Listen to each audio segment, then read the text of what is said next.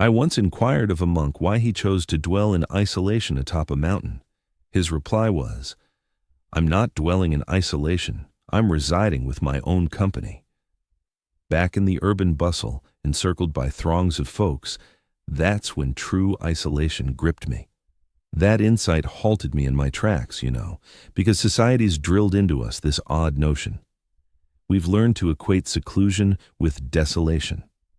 That spending time solo implies you're detached, severed, somehow lacking.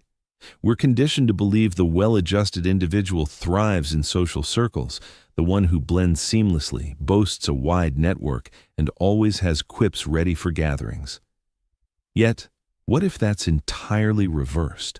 What if the soul-craving nonstop companionship, who dreads even a single hour facing their inner world, who stuffs every quiet with babble and every void with diversions, that's the truly desolate one? See, there's a shift occurring among those who truly awaken. And by awakening, I don't refer to fleeting mystical notions or skimming texts on awareness. I mean genuine emergence. That instant revelation where you perceive how much of human activity is mere theater. They're enacting scripts, echoing borrowed words, navigating existence like somnambulists, frantic yet directionless. Once this dawns on you, once you truly perceive it, a peculiar transformation unfolds. You discover you can't endure large groups much longer, not out of disdain for humankind, nor from some superiority complex, but simply because your sensibilities overload and rebel. Allow me to clarify. Picture yourself at a social event. 30 individuals fill the space, chatting animatedly, chuckling, sharing tales. Superficially, it's all quite agreeable, but in your awakened state, you discern deeper currents at play below. You realize these exchanges aren't authentic dialogues, they're spectacles. One showcases their achievements, "Behold my prosperity." Another parades views, "Hear my take on matters." Yet another flaunts wit, "Observe my sharpness, my banter." Someone else dramatizes woes, "Attend to my trials, my burdens." Everyone's so absorbed in their act that true presence evaporates. No one's genuinely attuned to others. They're merely biding time for their cue, rehearsing retorts, securing their facade. When you were still slumbering in that haze, joining the charade posed no issue. You had your routine down pat, your script memorized, your guise donned, ready to engage. But upon awakening, upon grasping the underlying truth, participation becomes untenable. It's akin to being on stage in a production and abruptly comprehending your role as performer. Once aware of the pretense, you can't feign authenticity, you can't compel belief in the character. Your entire being resists. That's precisely why the enlightened find multitudes depleting. Not that assemblies are innately toxic, but sustaining awareness amid obliviousness demands vast reserves. You must continually screen out the emanations. You need to anchor your core amid surrounding disarray. You strive for lucidity while navigating waves of muddle. Consider it like this. Suppose you're attempting to savor a sublime melody, yet you're amid a chamber blaring 30 radios on 30 channels simultaneously. The interference, clamor, clashing tones, they overwhelm the harmony. They render the intended sound inaudible. Such is the sensation of crowds for the awakened. Those nearby transmit anxieties, yearnings, critiques, enactments. This cacophony nearly severs connection to one's inner symphony, to that central essence, to sustained vigilance. But here's the unspoken truth. Interacting with the unawakened doesn't just expose you to their din, you internalize it. Your essence absorbs their unease, agitation, concealed anguish. You enter a space centered and serene, only to emerge fatigued, agitated, oddly melancholic, unaware that these sensations aren't your own. This renders gatherings perilous for the enlightened. They're like absorbers, mopping up the psychic climate of all present. And much of that climate is turbulent. The majority carry vast loads of unexamined baggage, rage, terror, guilt they've ignored entirely. This spills outward into the surroundings like unseen tidal surges. The awakened absorbs it all. Not by choice, not in pursuit of clairvoyance, but because awareness heightens sensitivity. When you awaken, you start noticing things that folks who are asleep in their lives just don't catch it. You detect the undercurrents swirling just below the calm facade. You grasp the unspoken words hanging in the air. You detect the unease that the group is collectively ignoring. And this drains you to the core because you're handling an invisible load that no one else recognizes or values. You're sifting through emotions that aren't even your own. You're safeguarding honesty in spaces where pretense has become the norm. I recall back in the day, I'd attend social events and emerge utterly spent. Not just physically weary, but emptied out on a profound level I struggled to define. It would take several days to bounce back and reclaim my sense of self. I figured there must be a flaw in me. I believed I was fragile, withdrawn, or somehow damaged. But eventually, it clicked. Nothing was amiss with me. I was merely alert amid a crowd of the oblivious, and maintaining that awareness consumed every ounce of my vitality.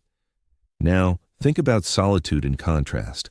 When you're genuinely by yourself, no one's act to observe, no projections to take on, no demands to fulfill, something remarkable unfolds. You can finally tune into your own thoughts without distraction. You can experience your emotions purely, undistorted by others. You can truly recharge. That's the insight the monk gained high in the mountains, away from it all. He wasn't isolated at all. He was fully in tune with his true essence.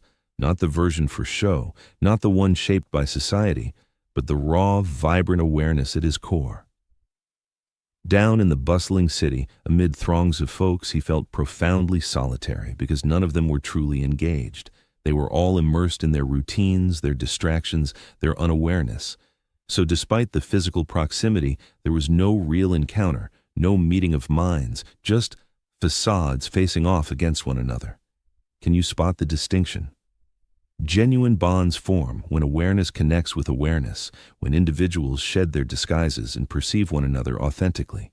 Yet this rarely occurs in groups. In crowds, people are occupied with their roles, too distracted to show up fully. Thus, the aware individual finds more companionship in isolation than in gatherings, since alone, at least, they have their own company. And that's far more substantial, sustaining, and fulfilling than countless shallow exchanges with those who aren't fully present. Let me emphasize this point sharply. This isn't avoidance of society. It's not fleeing from existence. It's not frailty or an inability to adapt. On the contrary, it's a marker of vitality, an indicator that you prioritize honesty over ease, awareness over fitting in, genuineness over validation. The unwell one isn't the person who steps back from oblivious settings. The unwell one lingers there, gradually eroding from within, suppressing their own insight to belong, denying their intuition for acceptance. Consider a houseplant. Place it in a dim space and it'll contort and reach for the nearest glimmer of sun. It's not overreacting or standoffish. It's just pursuing its instinct to thrive in brightness. Without that light, it will fade away. You're much like that plant. Your awareness craves that illumination. In surroundings devoid of it, where lethargy prevails and showmanship supplants authenticity, your spirit will instinctively draw you back. Not from fear, but from alignment with your core drive, to expand into clarity. That's precisely why crowds overwhelm you now. Your inner self recognizes a truth your thoughts haven't fully embraced.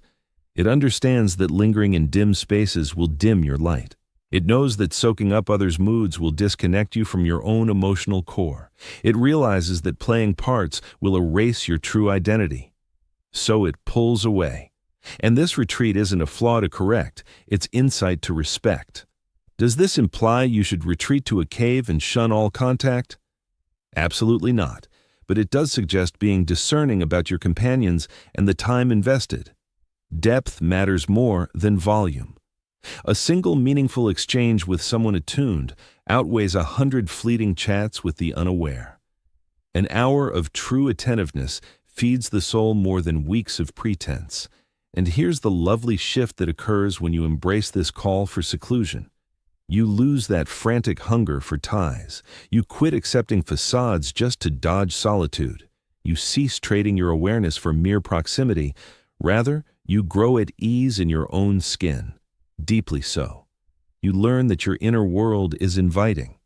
You see that quiet isn't void, it's abundant. You grasp that solitude, Being solitary doesn't equate to isolation. From this foundation of true independence, when you decide to reach out to others, your interactions shift profoundly. You're no longer desperate. You're not seeking to patch up some inner gap through them. You're not fleeing from your own company. Instead, you're approaching them from a position of abundance, sharing your essence without insisting they change who they are. Here's the irony. The less reliant you are on others, the more authentic your bonds grow. The more at ease you feel in your own skin, the more fully you show up for them. The more you respect your craving for quiet, the richer your contributions become when you do connect. Yet, you have to endure the initial retreat. You need to carve out substantial alone time, not mere snippets of an hour or so, but stretches of days, weeks, even months as required. Periods free from consuming others' inputs, shielding yourself from their expectations, and dropping all pretenses. Within this quiet, you'll uncover what you've pursued all along. You'll realize you're already whole, that no outside affirmation, acceptance, or companionship is required to feel intact, that your inner awareness, your very existence, suffices on its own. And when this sinks in, not just as a concept, but as a deep embodied truth, you gain liberation. Liberation to join or withdraw, to bond or hold back, to surround yourself with company or embrace solitude. Since your fulfillment no longer hinges on others' opinions, actions, or words, this is the insight that mountain-dwelling monk had grasped. He wasn't fleeing humanity. He was journeying inward. In embracing his true self, he encountered a depth so fulfilling, so profound, so self-contained that the clamor and frenzy of urban life lost its draw. He might return to the bustle if he wanted. He could mingle with crowds at will, but he'd do it from empowerment, not compulsion, from completeness, not lack, from awareness, not facade. Such is solitude's true offering, not desolation, but unity, not seclusion, but harmony, not escape, but a return to your core. So if throngs of people start to overwhelm you, if gatherings sap your vitality, if social events turn into ordeals, if you'd prefer a solo evening on Saturday over a festive bash, don't assume there's a flaw in you. You're merely awakening, and awakening demands room to breathe. It calls for stillness. It insists on aloneness. Grant yourself that room freely, without remorse, without justification, without needing to clarify. You owe no one your company if it means compromising your truth. You owe no one your vitality if it's fueling denial. You owe no one your act. If acting out drains your genuineness, choose solitude. Choose your own companionship. Unearth what that monk unearthed, that in seclusion, loneliness vanishes. For you gain the soul partner who will stay through every phase of life, you. And once you truly connect with that partner, they're infinitely more captivating, sustaining, and vital than any assembly of role-playing strangers lost in unawareness. This marks not a conclusion. It signals a start, the dawn of true awareness in a reality starving for it. Yet that awareness must ripen in isolation before it can flourish amid others. So step back if compelled. Embrace solitude if it calls. Believe your spirit understands its path. It's not shutting you out. It's safeguarding your greatest treasure, your insight, your vigilance, your true essence. And eventually, after this inner labor, after truly locating yourself in the hush, you might opt to re-enter the fray. But you'll do so transformed, not as one craving the masses, but as one bearing authentic gifts, not as a player in the script, but as a liver of truth, not as a wanderer amid the din, but as one attuned to the melody hidden in the buzz. And that's a reward that justifies every instant of withdrawal, every stretch of silence, every solo day. For in retreating, you're not forfeiting a thing. You're acquiring it all. You're acquiring you. And with that secured, no multitude, however vast, can ever leave you feeling adrift.